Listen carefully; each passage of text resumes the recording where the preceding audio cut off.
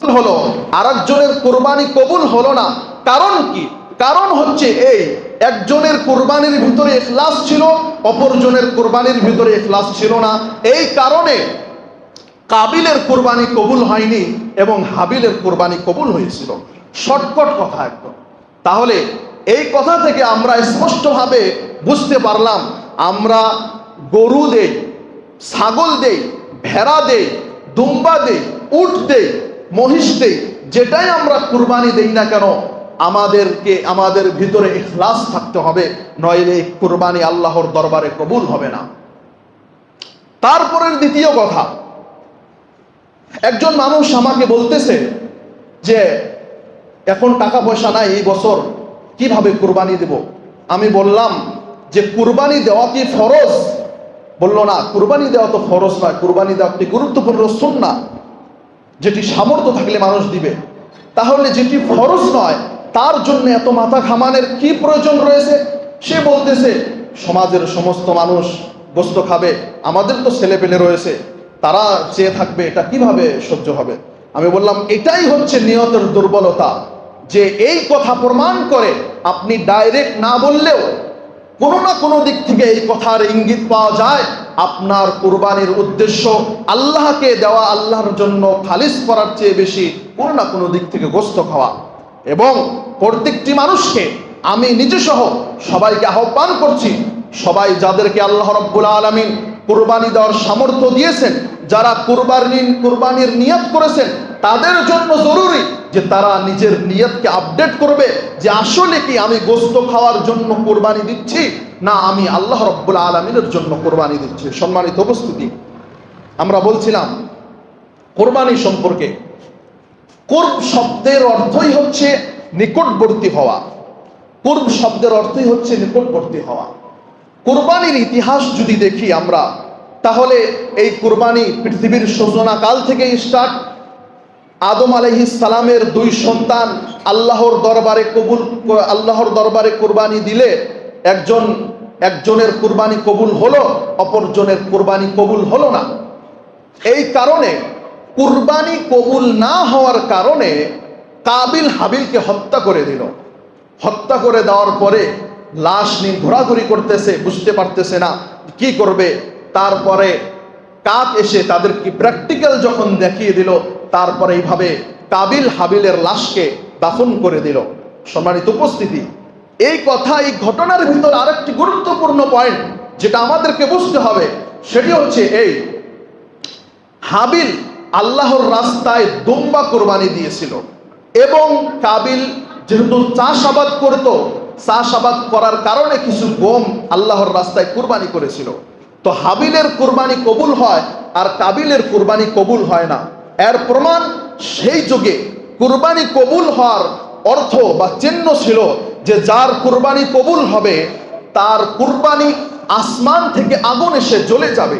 জ্বলে মানে পশুটা জ্বলে যাবে না, পশুটাকে উপরে উঠিয়ে নেওয়া হবে।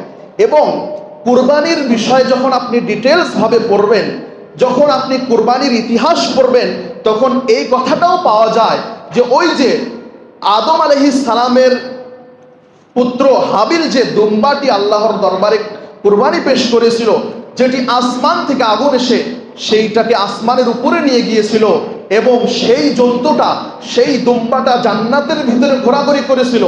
এবং ইব্রাহিম আলাইহিস সালাম যখন তার পুত্র ইসমাইল আলাইহিস সালামকে যখন কুরবানি করার প্রস্তুতি নিলেন, তখন ওই দুম্বাটি আসমান থেকে পাঠিয়ে দেওয়া হয়েছিল। এই ধরনেরও প্রমাণ পাওয়া যায়। সম্মানিত উপস্থিতি, তারপর আমরা যে কুরবানি করতেছি, এই কুরবানির সম্পর্ক হচ্ছে ইব্রাহিম আলাইহিস সালাম। ইব্রাহিম আলাইহিস সালামের জীবনে আমরা যখন পড়ি, তখন আমরা দেখতে পাই যে ইব্রাহিম আলাইহিস সালামের পুরো জীবনীটাই শুধুমাত্র আল্লাহর পরীক্ষায় চলতেছে। ইব্রাহিম আলাইহিস সালাম, আমরা জানবো এই কথাটা, ইব্রাহিম আলাইহিস সালামের ঘরে যে ইসমাইল আলাইহিস সালাম, ইসহাক আলাইহিস সালাম, এই পুত্রগুলো যে এসেছে, তখন ইব্রাহিম আলাইহিস সালামের বয়স কত ছিল? তখন ইব্রাহিম আলাইহিস সালামের বয়স 80-এরও বেশি, 80 বা তার চেয়ে বেশি। সেই বয়সে আল্লাহ রাব্বুল আলামিন তাকে সন্তান দিয়েছিল, ইসমাইল আলাইহিস সালাম।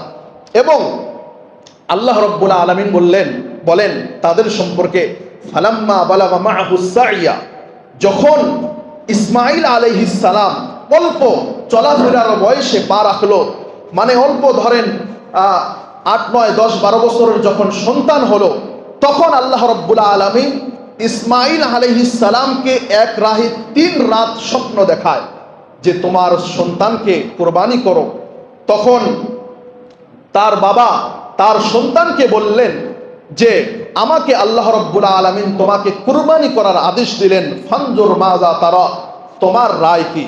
তখন ইসমাঈল আলাইহিস সালাম যেমন বাপ তেমন পুত্র, ইসমাঈল আলাইহিস সালাম বললেন, ইয়া আবাতি ফাল মা তুমার সাতাজিদুনি ইনশাআল্লাহু মিনাস সাবিরিন, হে আমার পিতা, আপনাকে আল্লাহ রাব্বুল আলামিন যেটা আদেশ করেছেন আপনি আল্লাহর আদেশ বাস্তবায়ন করুন, আপনি আল্লাহর আদেশ বাস্তবায়ন করুন, অবশ্যই আপনি আমাকে ধৈর্যশীলদের মধ্যে পাবেন।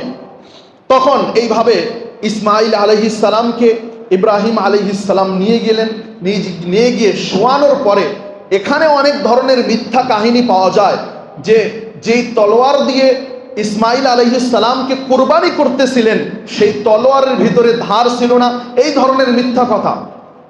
যখনই ইসমাঈল আলাইহিস সালামকে ইব্রাহিম আলাইহিস সালাম শোয়ালেন কুরবানি করার জন্য, তখনই কুরবানি করার জন্য শোয়ালেন, গলায় ছুরি চালালো, তখনই আসমান থেকে ওই জানোয়ার জন্তুটা পাঠিয়ে দিল।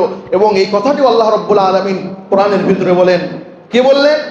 ওয়াফাদাইনাহু বিযিবহিন আযীম, যে আমি ইসমাঈল আলাইহিস সালামকে একটি বড় কুরবানির মাধ্যম দিয়ে বাঁচিয়ে নিলাম, এবং এটি কিয়ামত পর্যন্ত আসা মানুষের জন্য আমি একটি বিধান হিসাবে, শরীয়তের একটি অংশ হিসাবে রেখে দিলাম।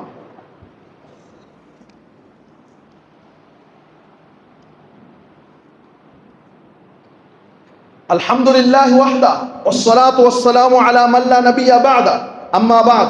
সম্মানিত উপস্থিতি, মূলত আমরা যে কুরবানি করি সেই কুরবানিটা শুরুয়াত ইসমাঈল আলাইহিস সালাম থেকে, এবং এই বিষয়ে আরো অনেক ধরনের মতবিরোধ পেশ করা হয়, আমরা সেদিকে যাই না।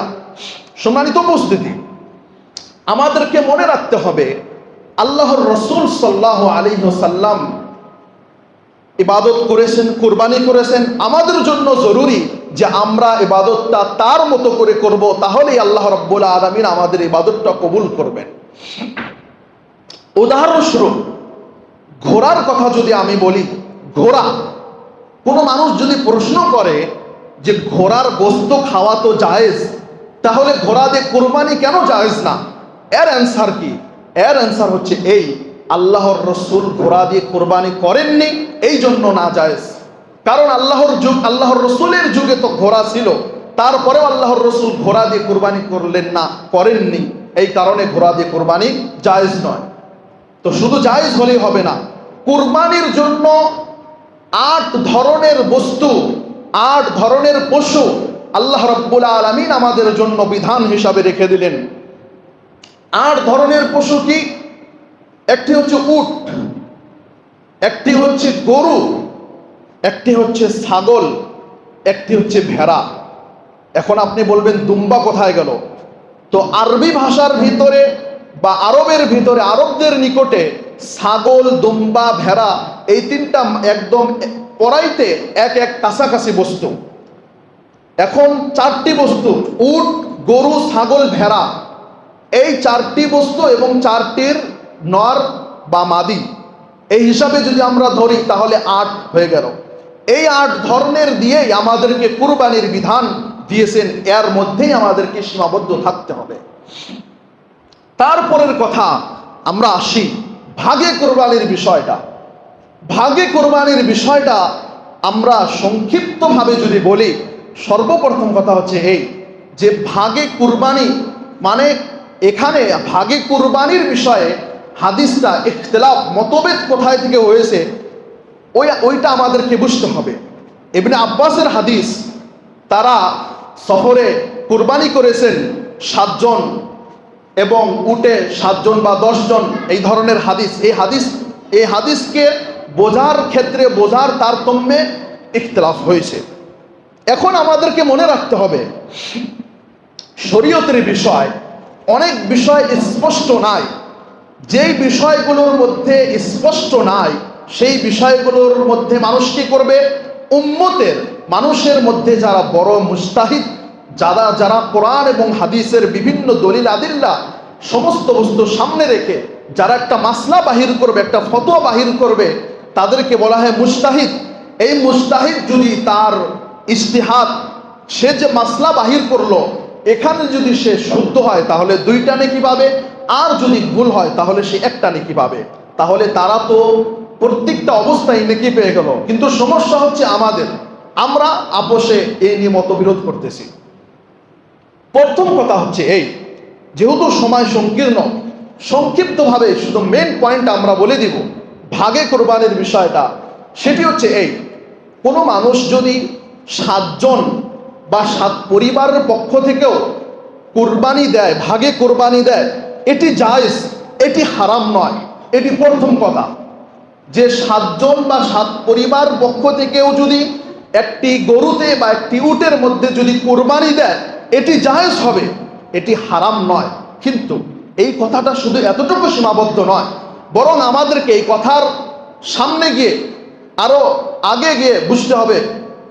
সেটি হচ্ছে এই যে আমরা যখন আল্লাহর রসুল সাল্লাল্লাহু আলাইহি সাল্লামের জীবনী পড়ব, সাহাবায়ে কেরামের জীবনী পড়ব, মদিনার জীবনী পড়ব, তখন আমরা দেখব আল্লাহর রসুল সাল্লাল্লাহু আলাইহি ওয়াসাল্লাম থেকে, সাহাবায়ে কেরামগণ থেকে একটি প্রমাণও আপনি দেখাতে পারবেন না যে 7 পরিবার একটি গরুর মধ্যে, একটি উটের মধ্যে তারা শরীক হয়ে কুরবানি দিয়েছে। ইমাম মালিক রহিমাহুল্লাহ, ইমাম দারুল হিজরা, যিনি মসজিদ নববীর ভিতরে বসে তিনি ফতোয়া দিতেন, তিনি দার্স দিতেন, ইমাম মালিক রহিমাহুল্লাহ বলতেছেন যে মদিনাবাসীরা জানতোই না যে একটি গরুর মধ্যে, একটি উটের মধ্যে 7 পরিবার একত্রিত হয়ে তারা কোরবানি পেশ করবে, এটি মদিনাবাসী জানতোই না। এবং এখন যে জায়েজের ফতোয়া দেওয়া হয়েছে, তাহলে জায়েজের ফতোয়াটা হচ্ছে ইজতিহাদ, জায়েজের ফতোয়াটা হচ্ছে ইজতিহাদ। এই কারণে প্রত্যেকটি বিষয়ে দলিল, এই সমস্ত দলিল আমি নিজে দেখেছি, প্রত্যেকটা দলিল দেখার পরে অন্তর যে বিষয়টা স্যাটিসফাইড, এই বিষয়টি কোরআন এবং সহিহ হাদিসের বেশি নিকটবর্তী, যে প্রত্যেকটি মানুষ একটা করে কুরবানি পেশ করবে, ভাগের নামই নেবে না মানুষ। তবে আমরা বলেছি যে ভাগে হারাম নয়, মানুষ ভাগে তখন যাবে যখন দেখবে যে একলা আর সম্ভব হচ্ছে না বা যে কোনো কারণে। এই জন্য আমরা এটি প্রমাণ করি, এই শতাব্দীতে এসে আমরা এই কথাটি সবাই জানি যে যারাই সার্বিকভাবে কোরআন এবং হাদিসের নিকটবর্তী, তাদেরকে আমরা আহলে হাদিস বা সালাফি নামে জানি।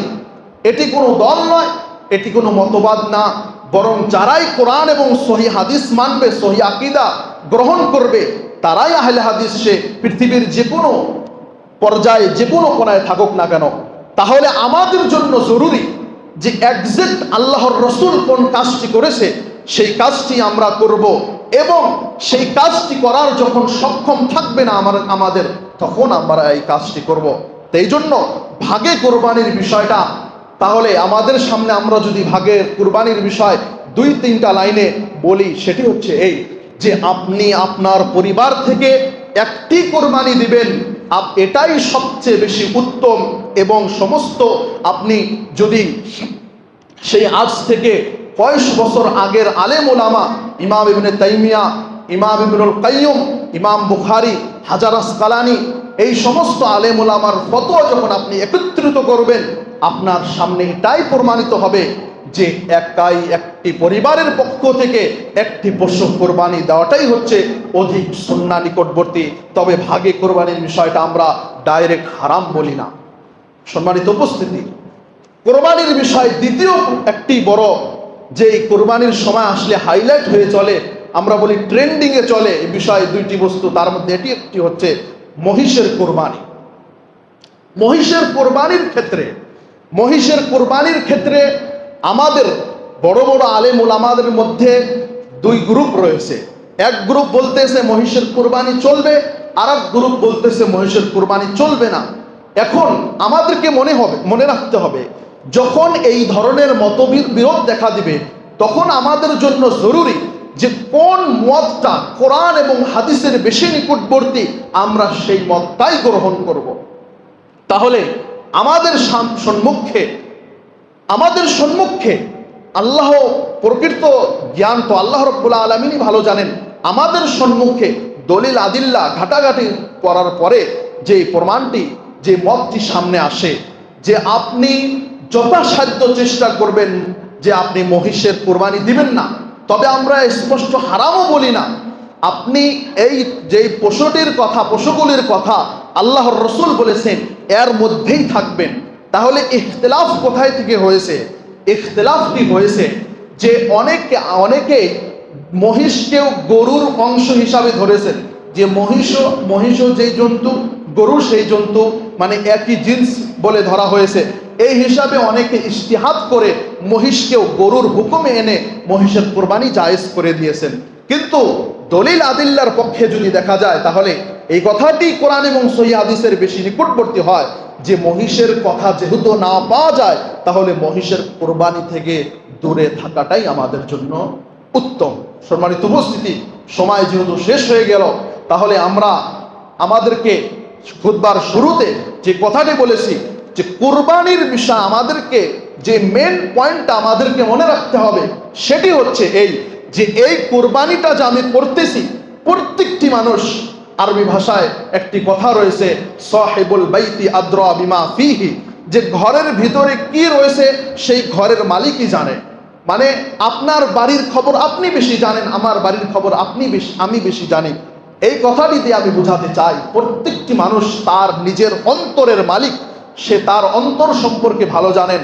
তো আমাদের জন্য জরুরি এই যুগে আসার পরে আমাদের আমল এমনি কম, তারপরেও যদি আমাদের যতটুকু আমরা আমল করি ততটুকু আমলের ভিতরে যদি মুসাক্কাফ ফুটা বালতির মতো হয়ে যায়, তাহলে কিয়ামতের দিন তো মিনাল খাসিরিন, আমরাও ক্ষতিগ্রস্তর অন্তর্ভুক্ত হয়ে যাব।